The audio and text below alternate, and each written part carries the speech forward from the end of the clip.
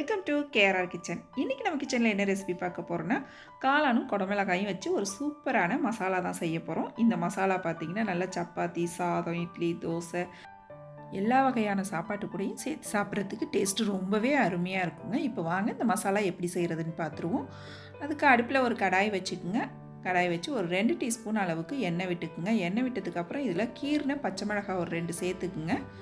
அதுக்கப்புறம் கொஞ்சமாக இஞ்சி பூண்டு சாந்து ஒரு 1.5 டீஸ்பூன் அளவுக்கு சேர்த்துக்குங்க. நல்லா இது ரெண்டுத்தையும் எண்ணெயில் கலந்து கொடுத்துக்குங்க. நல்லா லைட்டாக வதங்கினதுக்கப்புறம் இதில் குடமிளகாயும் வெங்காயத்தையும் இது போல் பெருசு பெருசாக வெட்டி வச்சுருக்கேன். அதை சேர்த்து நல்லா வதக்கிக்குவோம். ஒரு 2 நிமிஷத்துக்கு நல்லா வதக்கிக்குங்க. நல்லா சுருளை வதங்கக்கூடாது, நிறம் மட்டும் மாறாமல் பார்த்துக்குங்க. லைட்டாக வதங்கி வரணும் கண்ணாடி பதத்துக்கு. இது கூடவே காளானையும் சேர்த்து நல்லா வதக்கிக்குங்க. நல்லா இது 3 நல்லா வதங்கி வரட்டும். இந்த அளவுக்கு வதங்கி வந்ததுக்கப்புறம் இதில் ஒரு 1/4 டீஸ்பூன் மஞ்சள் தூள், 1 டீஸ்பூன் தனி மிளகாய்த்தூள் சேர்த்துக்குங்க, 1 டீஸ்பூன் தனியாத்தூள் சேர்த்துக்குங்க. இது கூடவே 1/2 டீஸ்பூன் சோம்புத்தூள், 1/2 டீஸ்பூன் ஜீரகத்தூள், அப்புறம் ஒரு டீஸ்பூன் அளவுக்கு சிக்கன் மசாலா சேர்த்துக்குங்க. அப்படி இல்லைன்னா கரம் மசாலா சேர்த்துக்குங்க. உங்களுக்கு எந்த டேஸ்ட்டு பிடிக்குமோ அது சேர்த்துக்கலாம். இன்றைக்கி நான் சிக்கன் மசாலா சேர்த்துக்கிறேன் 1 டீஸ்பூன் அளவுக்கு.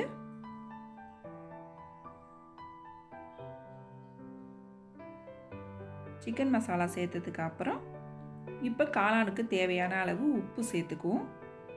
ஒரு 1/2 டீஸ்பூன் அளவுக்கு உப்பு சேர்த்து நல்லா கலந்து விடுங்க. நல்லா வதக்கி விடுங்க. அடுப்பு தீயை குறைச்சி வச்சு. நம்ம தண்ணி இப்போதைக்கு ஊற்றக்கூடாது. காளான் நல்லா வதக்கி விட்டும் போது அதுலேருந்து தண்ணி விட்டு வரும். எந்த அளவுக்கு வருது அப்படின்னு பார்த்துக்கிட்டு நம்ம அதுக்கப்புறம் தண்ணி சேர்த்துக்கலாம். நல்லா வதக்கினதுக்கப்புறம் ஒரு 1/2 டம்ளர் அளவுக்கு தண்ணி விட்டு நல்லா கலந்து கொடுங்க. இப்போ நல்லா எல்லாம் வெந்து வரட்டும். ஒரு 10 நிமிஷத்துக்கு மூடி போட்டு நல்லா வேக வச்சு எடுத்துக்குவோம்.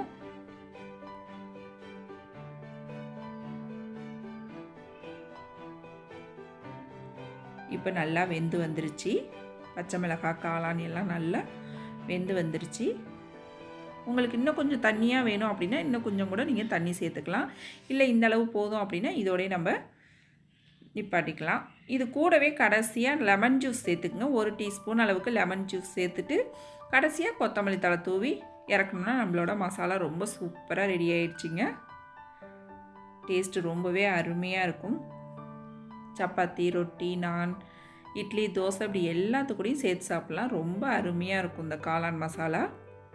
நீங்களும் ஒரு தடவை ட்ரை பண்ணி பாருங்கள். ட்ரை பண்ணி பார்த்துட்டு எப்படி இருக்குன்னு எனக்கு கமெண்ட் பண்ணுங்கள்.